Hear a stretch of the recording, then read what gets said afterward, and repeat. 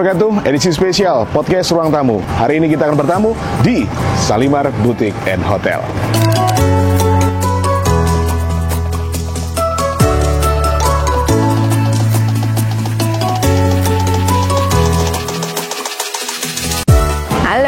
Halo Bu Grace, apa kabar? Datang, selamat siang. Sehat ya, Mbak Grace ya? Iya. Saya sangat tertegun dengan tempat yang luar biasa ini. Ini menjadi momen spesial buat saya untuk berada di salah satu heritage. Saya sebut kawasan atau bangunan enaknya? Bangunan boleh, kawasan memang cagar budaya sih. Oke, artinya kita akan menjelajahi lebih detail tentang tempat yang ada di sini ya. Dan bisa dikatakan Salimar tetap memberikan sentuhan yang luar biasa dan tidak mengapa apapun di sini ya. Iya betul. Oke. Jadi kita berusaha supaya tetap sama seperti pertama kali dibangunnya. Oke, ini awal bangunan di tahun berapa? Tahun 1934 oleh Insinyur Muller dari Belanda langsung. Oke. Dan itu dulu gedungnya Sociëteit kalau bilangnya, Oke. kayak gedung pertemuan ballroomnya orang-orang Belanda di sini. Oke, jadi semua orang Belanda kumpulnya di sini atau seperti apa? Iya betul. Sampai Jadi- sekarang orang Belanda di sini juga? masih banyak ini yang Oke. nginep di sini ya. Tentu hal ini akan memberikan dampak yang luar biasa. Nah, saya penasarannya adalah Mbak Grace ini mempertahankan konsep yang ada di era kolonial sampai sekarang seperti apa dan gimana caranya? Kayaknya kita masuk aja dulu ya. Boleh. Kita masuk. Oke, Mbak Grace, melihat dari sentuhan era kolonial yang sampai sekarang terjaga, ini kan perlu membutuhkan biaya yang besar ya. Spill biayanya berapa? Waduh, kayaknya kalau di jumlah-jumlah itu lumayan banyak ya Mas Oke. Hari. Dan masih sampai sekarang itu kita tetap harus maintain setiap tahunnya. Jadi kita memang punya budget khusus untuk maintain itu. Oke, melihat dari tatanan yang ada, sama sekali tidak dirubah apa Bu? Sebenarnya kan dulu ini gedung pertemuan, jadi sebenarnya nggak ada kamar-kamarnya gitu ya. Jadi memang ada bangunan tambahan di sebelah untuk kamar-kamarnya. Tapi kalau mau dilihat di belakangnya Mas Mario ini kita masih maintain yang sama. Jadi deheme restoran ini dengan lantai khasnya yang hitam putih itu selalu terjaga. Dan ada pianonya ya, dan dulu juga kita. Beberapa buku yang saya baca bersejarah tentunya, buku sejarah ini banyak yang terkait dengan lantai warna hitam putih. Iya. Kita akan kuak itu ya. Wah, Sebentar lagi akan berbeda tentunya. Di Salimar kita langsung ketemu dengan tempat yang sudah tertata. Ada piring-piring yang ada di depan saya ini. Iya. Usianya berapa tahun? Ini kayaknya dari tahun 40-an ya. Memang ibu owner itu adalah kolektor barang seni, jadi barang antik dari zaman dulu. Nah, beliau sendiri juga keturunan Belanda, jadi barang-barang yang dipilih itu juga Belanda Indonesia. Oke. Makanya. Per tahun dalam hitungan di manajemen atau di manajerialnya dari Salimar ini, berapa orang Eropa khususnya yang datang ke Salimar? Itu agak sulit pertanyaannya. Sulit. Saya harus lihat Oke. data dulu. Tapi memang dari bulan Juli itu ada grup-grup khusus yang dari Belanda terutama, Jerman juga, dan Eropa itu yang akan di sini. Jadi kalau misalkan Mas Mario jalan-jalan di sini gitu ya, itu pasti banyak banget orang-orang Eropa yang ke sini. Oke, ini menjadi pilihan tersendiri bagi orang Eropa. Iya, mereka Oke. biasanya sangat menghargai sejarahnya mereka sendiri ya. Oke. Jadi ada satu grup itu khusus untuk pilgrimage. Itu berarti mereka jalan dari Jakarta, Jogja, Malang termasuk untuk mengunjungi mungkin makam nenek moyangnya mereka. Masih Jadi banyak kita di sering sini. banget dapat foto-foto Malang Tempo dulu dengan masih ada keluarga-keluarga Belanda. mereka di sini, Oke. Terkait hospitality, lalu juga manajemen lebih detail, susah nggak sih Bu jadi GM tuh? Susah banget ya.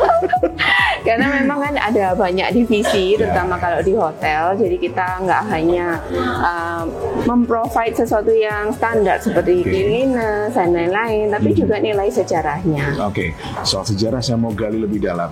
Kita mulai dari keramiknya dulu yang hitam putih ini ya. Boleh, bisa. Oke, kita masuk.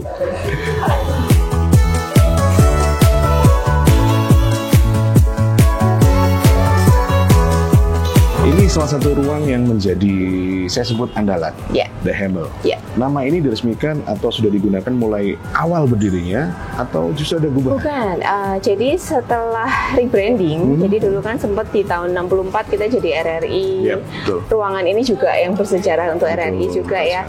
Lalu setelah itu di tahun 2015 kita rebranding jadi Shalimar. Nah, di sana kita ambil ini sebagai ruangan yang menurut kita adalah surganya ya. The Hamel itu artinya Oke. surga. Betul, Ya. betul. Artinya ini menjadi surga untuk bertemu, Iya. berbicara gitu. Iya. Berarti orang-orang introvert nggak cocok di sini. Kayaknya cocok loh Mas, tergantung jamnya aja. Oke, baik. Oke, tadi saya sedikit mengutip soal warna putih dan hitam. Ya. Ya banyaklah sejarawan atau sekarang saya sebut history tiktokers yang ada. Oh iya. Semua membahas soal bangunan ini yang selalu berhubungan dengan Freemason. Faktanya seperti apa? Faktanya memang dulu katanya memang pernah digunakan untuk Freemason ya. Tapi mereka kan punya banyak peninggalan juga di Malang. Itu satu perkumpulan eksklusif yang terdiri dari pengusaha, ada dari pemerintahan juga, dari beberapa bisnis dari Belanda. Itu mereka yang punya banyak apa ya namanya social deeds di sini. Oke. Jadi kayak misalnya ada sekolah yang khusus sekolah gratis yang mereka bangun juga di Malang.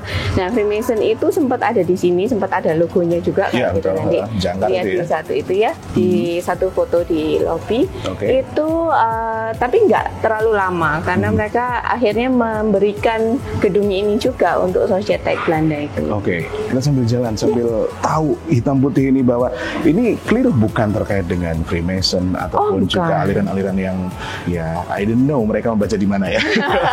Tapi ada yang menarik. Kalau kita bicara soal hotel dengan tema yang heritage, ini kan perlu pengelolaan yang plus ya. Iya, betul. Strateginya seperti apa? Contohnya ya, kayak misalkan gedung ini itu karena dari zaman Belanda, semua temboknya itu tebalnya 30 cm ke atas. Nggak Jadi kayak yang tebal sekarang banget ya? ya. Oke. Kalau sekarang kan mungkin pakai kalsiport atau Betul. apa yang mungkin lebih mudah gitu. Jadi untuk internetnya aja kita perlu di beberapa kamar itu kita masih perlu penguatnya sendiri masing-masing. Oke, Jadi masing-masing. setiap lantai kita kasih juga, tapi itu pun tidak menjamin karena ya sinyal wifi itu nggak bisa menembus sampai 30 cm. Oke. Itu.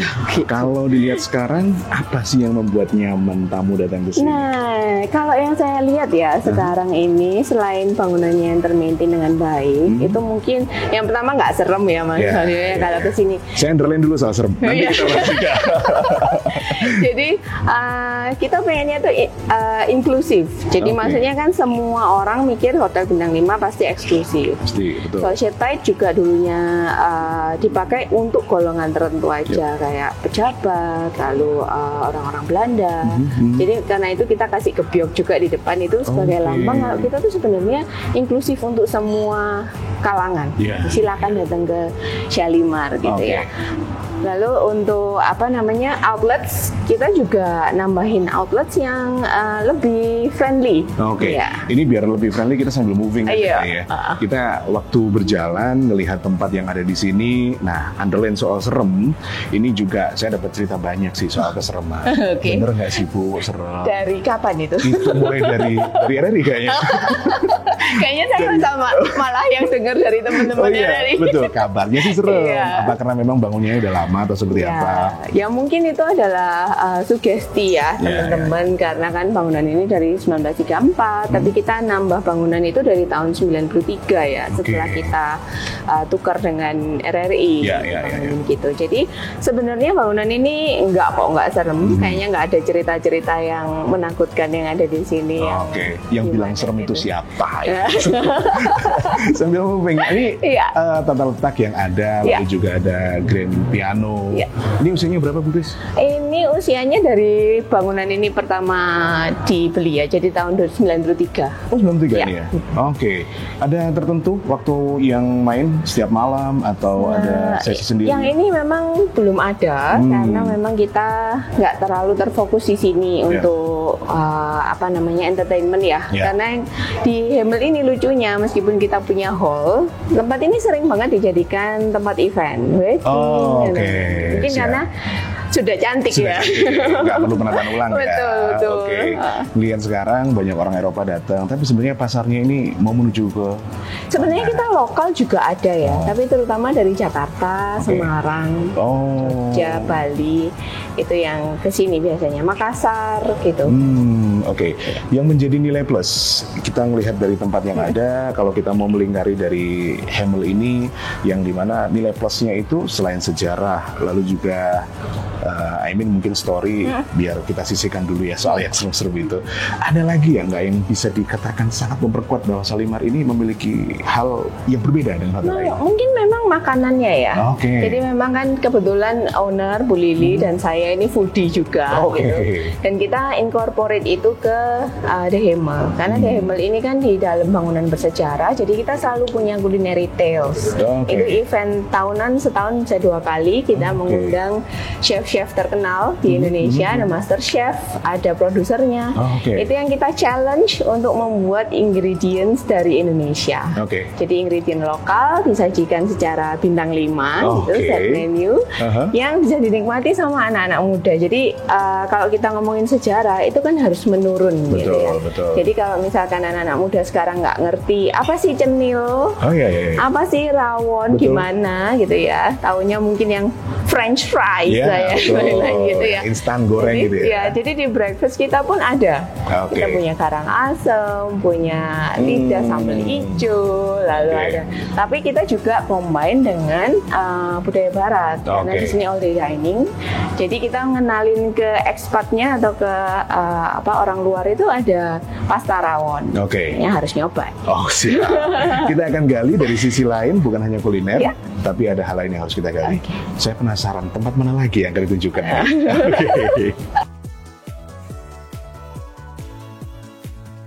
Grace, kalau melihat dari karyawan total ada berapa? Total ada sekitar 80-an ya. 80-an semua ya. Itu kalau curhat apa aja? Karena ini. Artinya gini, mereka ini kalau melihat, ya pasti menangani tamu yang dari luar negeri begitu ya. Dan mereka kan bisa dikatakan, apakah orang-orang yang dari luar negeri ini permintaannya sama dengan orang-orang lokal, orang Indonesia? Kalau orang Indonesia tinggal, ya udah dia menikmati foto, selfie dan sebagainya. Kalau orang Eropa seperti apa?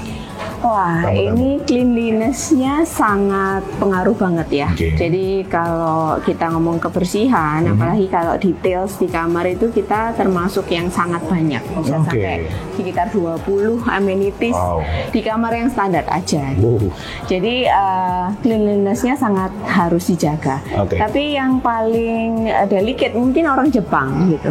Jadi sebelum mereka masuk, itu mereka akan kirim 1 orang yang ngecekin sampai dibuka semua sarung bantalnya dan spraynya. Itu orang Jepang ya? Iya. Jepang. Yang unik ya. Kalau Asia dari beberapa negara mana saya yang banyaknya Singapura. Kita punya tamu reguler orang Singapura yang sering ke sini. Lalu Kazakhstan masuk Asia, masih masuk Asia kayaknya ya juga. Meskipun ada bawa Eropa sedikit. Long stay. Long stay mereka di sini ya. Ini yang menarik. Saya melihat di atas dengan sisi yang ada, ini menjadi salah satu lorong yang memiliki sejarah yang panjang sebetulnya. Betul. Kalau di Shalimar ada istilah lain untuk lorong ini? Nggak ada sih. Biasa lorong aja ya. Yang berbeda adalah beberapa dari hotel yang ada di Malang ini, mereka memberikan konsep yang sangat berbeda. Kalau sekarang, bangunan yang ada di Shalimar ini, itu bisa dikatakan oleh Bu Grace sebagai nilai jual yang tinggi. Betul apa enggak? Betul. Berarti nilai bangunan? Iya.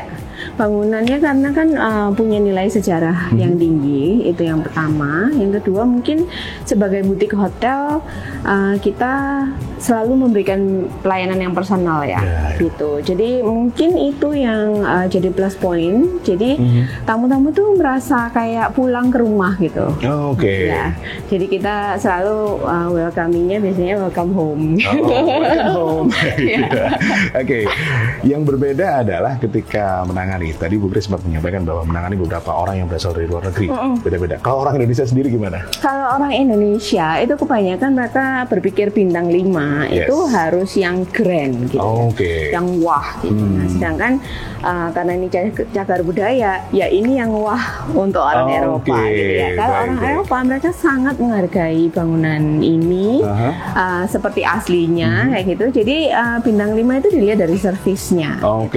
Penilaiannya yang mengesahkan bintang 5 dari sendiri atau ada Oh, badan sendiri? ada badannya sendiri, dan kita memang pakai mungkin badan yang cukup sulit untuk Berapa ditembus. step tuh untuk penilaiannya menuju bintang 5? Kita mungkin pengurusannya sekitar 1 tahun sendiri ya. Oh. Jadi ada sampai sekecil detail untuk tong sampah dan lain-lain, itu kita memang harus detail, harus Oke. benar-benar. Untuk knowledge, sebenarnya untuk strata mendapatkan bintang itu butuh berapa proses? Bintang 5, bintang 4, bintang 3, itu dilihat dari mana penilaian kuat? Dilihat pertama dari sebenarnya harusnya jumlah kamar. Oke. Di Harusnya sini berapa? Di sini ada 44 kamar, 44 kamar. makanya kita maksudnya bintang 5 tapi butik ya. Kalau Oke. butik itu memang tidak ada minimum room yang kita harus penuhi. Oke. Gitu. Nah, nilainya dilihat dari bintang 5-nya itu dari cagar budayanya. Oke. Itu yang pertama, yang kedua fasilitasnya. Jadi fasilitasnya itu harus punya lebih dari 1 restoran Oke. atau outlets gitu ya. Jadi kita sekarang punya The Hemel, La Regina, Ganjing Sorel, Titik Koma, dan Zestin yang terbaru. Oke. Kita Jadi ada ingin 5. mengkaji yang baru sebenarnya. Iya. Tapi kita akan bicara terkait hal itu, ya tentu step by step juga ya. Iya. Biar kita bisa obrolan kita bintang 5 juga.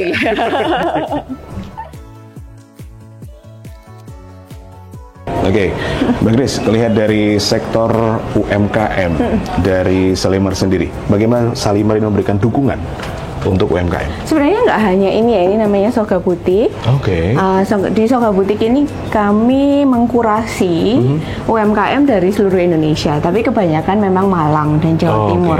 Jadi kita gabungkan dengan fashion designer, lalu komunitas pecinta kain, Oh, ini gitu ya. ya.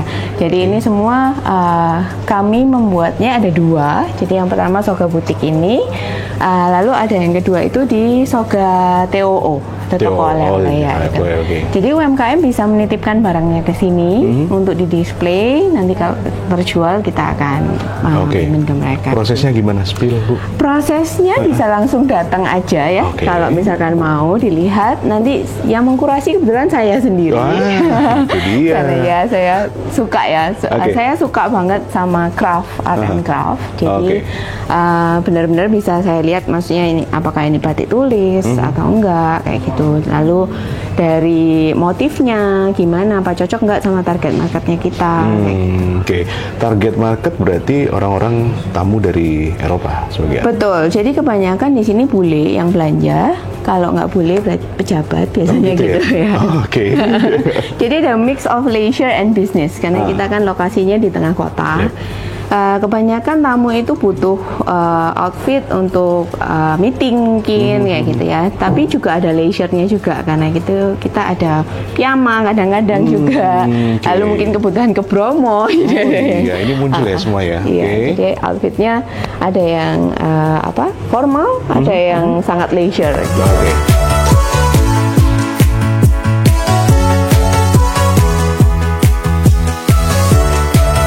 Bagus, komitmen Salimar untuk membantu UMKM ini kan begitu luar biasa. Tapi saya terbersit di 2019 itu kan COVID begitu luar biasa. Bangkitnya dari Salimar seperti apa? Nah, waktu itu memang 2019 kita sudah mulai branding untuk lokal market ya. Kalau nggak gitu kayaknya mungkin kolapsnya parah ya di parah, waktu betul, itu ya. betul. Tapi bangkitnya memang jauh lebih bagus daripada sebelum COVID. Mungkin karena kita juga sudah mulainya agak lebih dulu. Gitu. Lalu kita opening malah yang Soga TOO tadi untuk UMKM juga. Jadi kita Justru supporting. opening? Iya, kita open kan. Karena kita sadar kalau orang mungkin mikir untuk masuk ke bintang 5 itu masih mikir dulu ya. Ya, Tapi betul. kalau outletnya terbuka dari luar bisa masuk itu mungkin lebih baik. Jadi sekarang lebih banyak tamu yang dari luar. Mungkin karena domestik sedang seru-serunya ke Jepang ya. Betul, kayaknya. waktu itu, betul. Iya, jadi oke. Cuman di tahun lalu mungkin semester terakhir itu mulai agak sulit lagi. Oke. Ya, mungkin Ya. dari hospitality Betul. banyak yang curhat juga ya.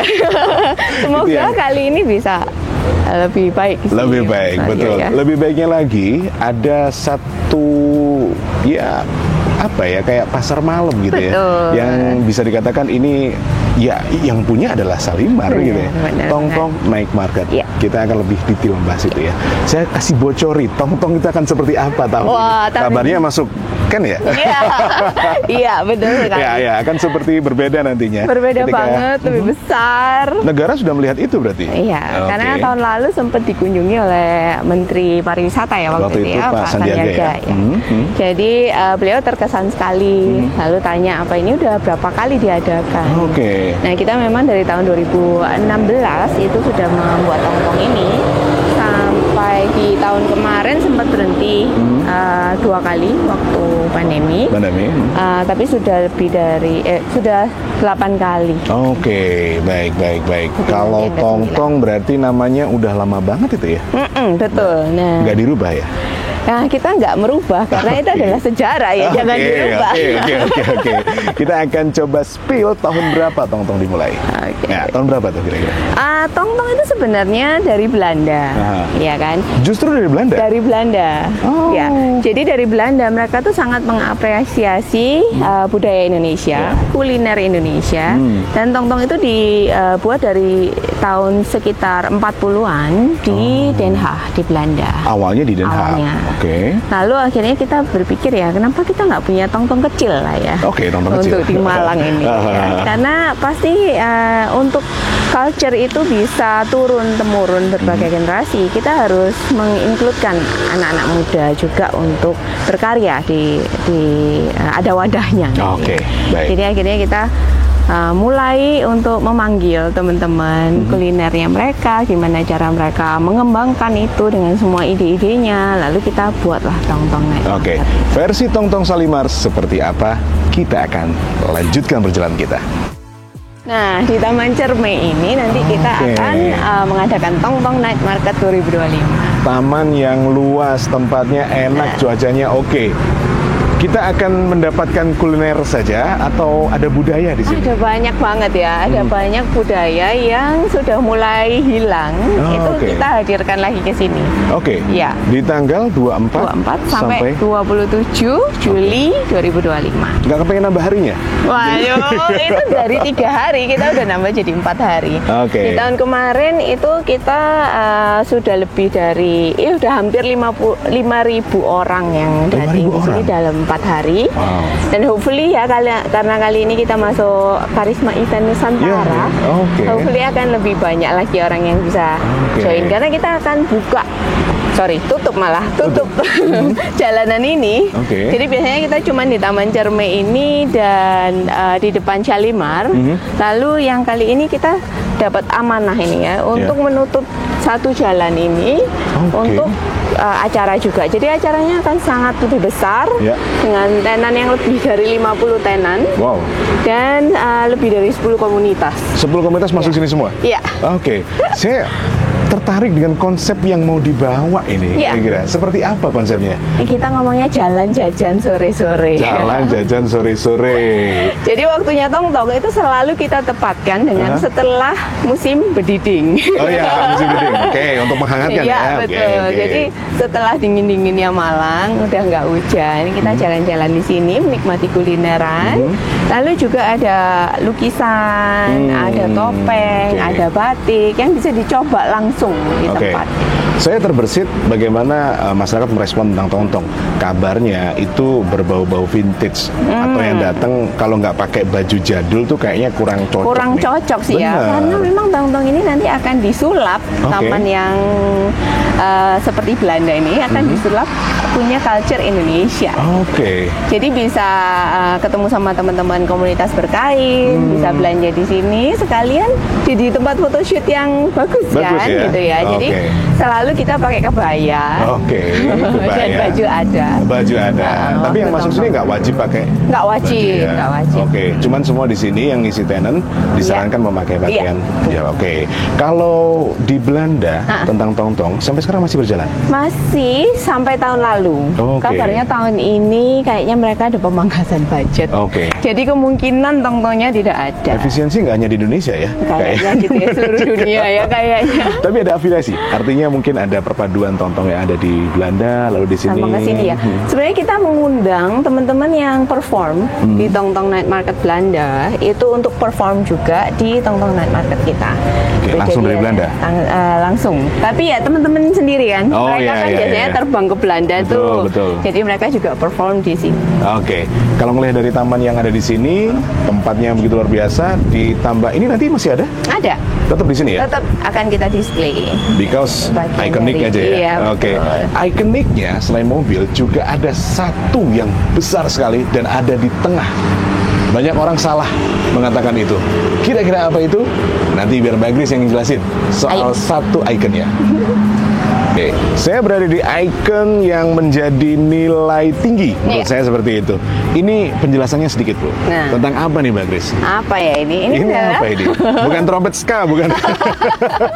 Malah kebanyakan orang-orang tuh nggak tahu kalau ini namanya Taman Cerme. Iya, iya, Ngomongnya iya. selalu ngomongnya Taman Gramofon. Taman Gramofon, iya. betul. Karena ini memang kita sangat bangga ya. Dulu gedung ini adalah gedungnya RRI, itu adalah ikon yang sangat membanggakan di Indonesia. Itu adalah Radio Republik Indonesia. Oke. Karena itu kita have an honor gitu dan mengabadikannya di sini. Dulu tahun 64 ya. Ya, Kan 64. Radio betul. radionya masih pakai gramofon Masih ya. pakai gramofon dan harus diputar. Betul. gitu.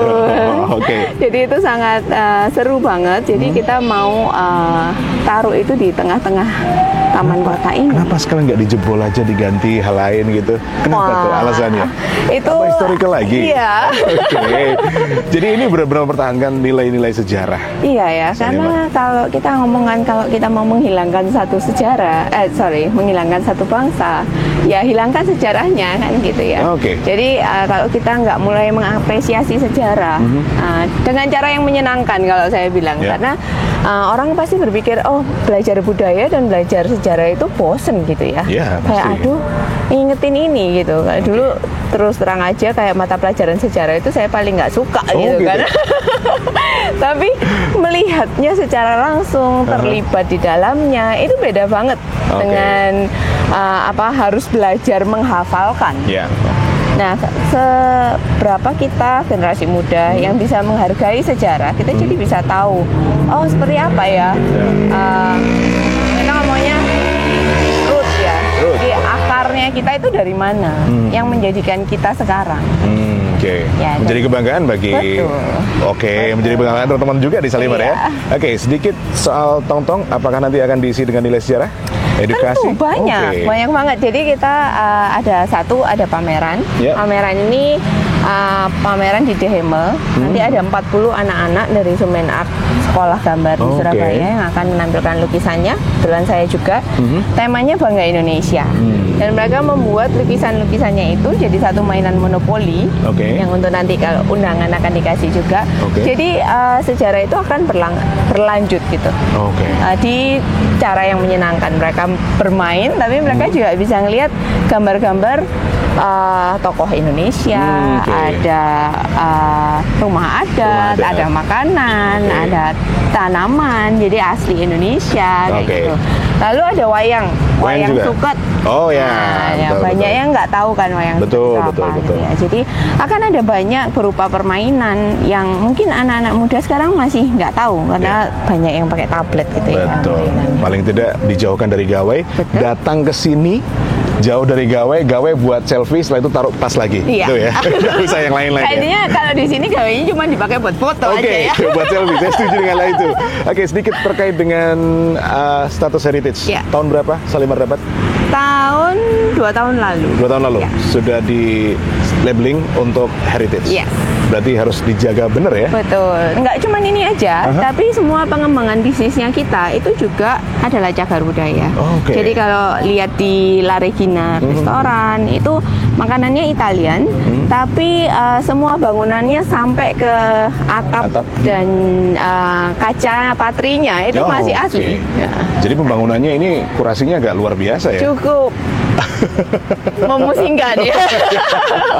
Tapi kita memang pakai arsitek yang memang udah tersertifikasi untuk cagar budaya. Oke. Jadi memang Berarti tidak harus dari Belanda. Arsitek Indonesia banyak kan? arsitek Indonesia, Oke. tapi memang beliau lulusan Belanda ya. Oke. Kebetulan kelahiran Malang. Oh, malah kelahiran Dan, Malang. dan Oke. rumahnya sempat saya jalan-jalan Aha. untuk yang heritage tour gitu ya, jalan-jalan. Rumahnya tuh mirip banget sama Shalimar. Jendelanya oke. masih panjang-panjang. Jadi memang ini dibuat di musimnya Art Deco. Desainnya namanya Art Deco. Beliau juga rumahnya ternyata dibangunnya waktu Art Deco juga. Oke. Berarti untuk Tongtong Night Market semua ada di sini dan semua tidak hanya soal kuliner, tapi juga berbicara soal histori atau sejarah. Mungkin ada yang mau disampaikan terkait dengan Tongtong? Ngajakin Have datang. fun, ya datang untuk tanggal 24 sampai 27 Juli 2025 di jam 3 sore sampai jam 10 malam. Kita ada layar tancap, ada semua jadwalnya lengkap di Instagram. Silakan ke theshalimar.id. Have fun di sini dan dikulik kembali ya. Oke. Gimana serunya mainan zaman dulu, makanan zaman dulu sampai sekarang. Oke. Make your history with Tongtong Night Market.